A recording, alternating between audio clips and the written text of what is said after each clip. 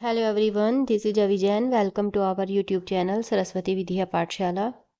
तो फ्रेंड्स, हमारे जो वन लाइनर क्वेश्चंस की सीरीज चल रही थी उसमें क्वेश्चंस है ईजल पेंटिंग। ठीक है, देखते हैं ईजल पेंटिंग जो है उस किसे कहते हैं।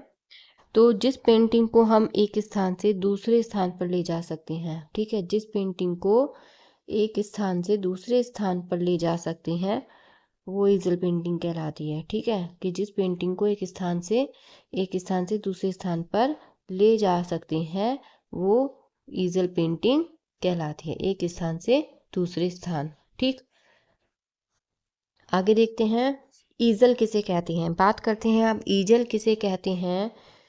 तो ईजल किसे कहेंगे? तैल चित्रण को, जो हम ऑयल पेंटिंग बनाते हैं, तैल चित्रण करते हैं, तो तैल चित्रण को जिस स्टैंड पर रखकर चित्रण किया जाता है वो हमारा ईजल कहलाता है। ठीक है, जिस स्टैंड पर ये हमारा कैनवास है और हमें किसी चीज़ पे रखना है तो वो क्या कहलाएगा? वो हमारा ईजल कहलाएगा, जिस पे वो रखा जाएगा। ठीक, अब बात करते हैं खसड़ा। खसड़ा क्या है? इम्पोर्टेंट है, एग्जाम में आ जाता है।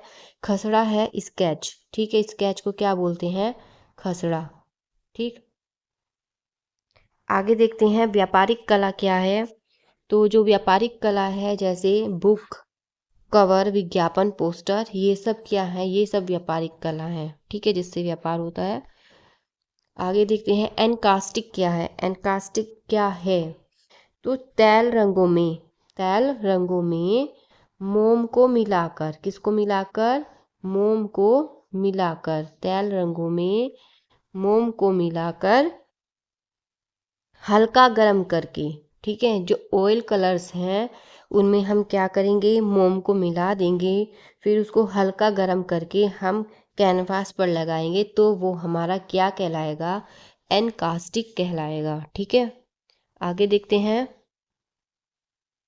जापानी कला इकेबाना क्या है। ठीक, क्या है? जापानी कला इकेबाना क्या है? तो जो जापानी कला इकेबाना है वो एक पुष्प संयोजन है। क्या है? पुष्प संयोजन। ठीक, जापानी कला इकेबाना जो है वो एक पुष्प संयोजन है। बात करते हैं अब थंका। थंका से क्या तात्पर्य है? थंका क्या है? तो तिब्बत जो है वहाँ पर बने कपड़ों पर बौद्ध धर्म के चित्र। ठीक, तिब्बत में बने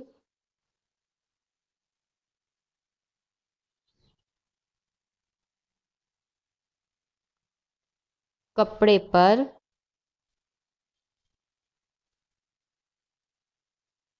बौद्ध धर्म के चित्र। अब क्वेश्चंस ये भी बन जाता है कि थंका का संबंध किस धर्म से है? तो किस धर्म से है? थंका का जो संबंध बनेगा वो बौद्ध धर्म से बनेगा। क्यों बनेगा? क्योंकि जो तिब्बत है वहाँ पर जो कपड़े पर चित्र बनते हैं वो बौद्ध धर्म के ही बनते हैं और वो ही क्या कहलाते हैं? थंका। ठीक है, तो तिब्बत में बने कपड़े पर बौद्ध धर्म के चित्र।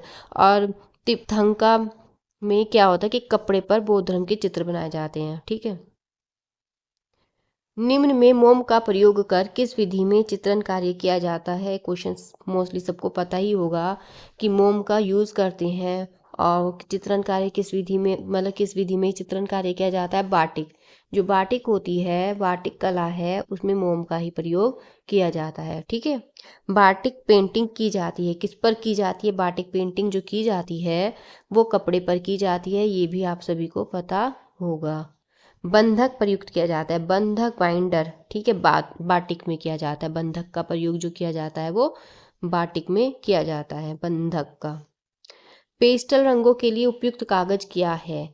ठीक, पेस्टल जो रंग होते हैं उसके लिए भूरा खुरदरा जो कागज होता है वो उपयुक्त होता है। कौन सा कागज उपयुक्त होता है? भूरा खुरदरा। ठीक, तारपीन का तेल ऑयल पेंटिंग में प्रयोग किया जाता है। ठीक है, क्यों किया जाता है?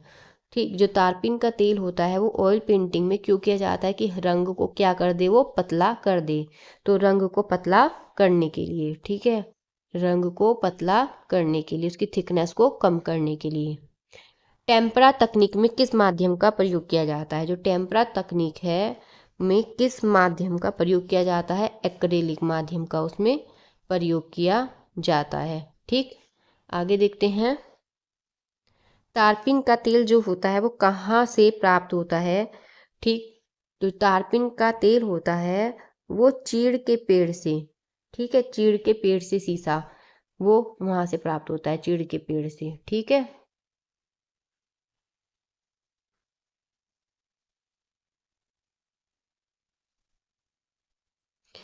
जेनर पेंटिंग्स क्या है? जो जनसाधारण जीवन से संबंधित जो पेंटिंग होती है, किसके जीवन से संबंधित? जनसाधारण जीवन से संबंधित जो पेंटिंग होती है वो जेनर पेंटिंग्स कहलाती हैं। आगे देखते हैं एनिमेशन।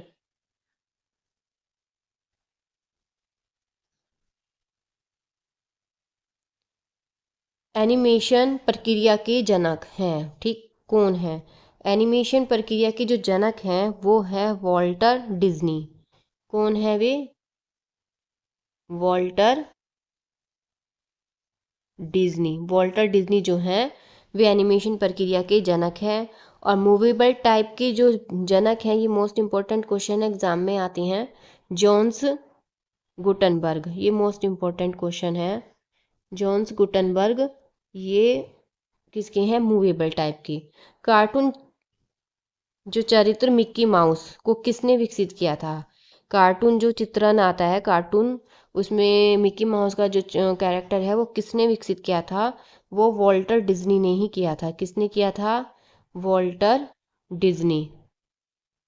ठीक है, वॉल्टर डिज्नी ने ही मिक्की माउस के चरित्र को बनाया था। भारतवर्ष प्रकाशित पहला अखबार है। ठीक, कौन सा अखबार है? बंगाल गजट। मोस्ट इम्पोर्टेंट है, एग्जाम में आ जाता है। बंगाल गजट जो है वो प्रकाशित पहला अखबार है भारत का। किस शहर को पीतल की नगरी कहा जाता है? मुरादाबाद। मोस्ट फेमस है ये मुरादाबाद पीतल की नगरी के लिए। विश्व फोटोग्राफी दिवस मनाया जाता है, वो मनाया जाता है 19 अगस्त को। ठीक है, 19 अगस्त को विश्व फोटोग्राफी दिवस मनाया जाता है। एरेना संबंधित है। एरेना जो संबंधित है वो एनिमेशन से है, जैसे माया है ऐसे एरेना भी है। तो ये किससे हैं? वो एनिमेशन से संबंधित है। एनिमेशन को सजीव बनाने के लिए कितने चित्र प्रति सेकंड रिकॉर्ड किए जाते हैं? उसमें 24 चित्र जो होते हैं वो प्रति सेकंड रिकॉर्ड किए जाते हैं एनिमेशन को सजीव बनाने के लिए, जीवंत बनाने के लिए। वॉल्टिंग क्लॉथ का उपयोग किस प्रिंटिंग प्रक्रिया में किया जाता है? जो वॉल्टिंग क्लॉथ का प्रयोग है वो सिल्क स्क्रीन पेंटिंग जो होती है ना उसमें किया जाता है, सिल्क स्क्रीन पेंटिंग में। ठीक है, सिल्क स्क्रीन में, सिल्क स्क्रीन की जो छपाई होती है ना उसमें वॉल्टिंग क्लॉथ का प्रयोग किया जाता है। ठीक है, सेरीग्राफ किसका तकनीकी नाम है? सिल्क स्क्रीन पेंटिंग का नाम है। ठीक है, सेरीग्राफ सिल्क स्क्रीन पेंटिंग। ठीक,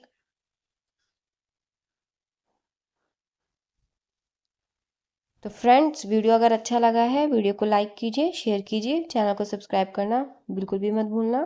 थैंक यू वेरी मच।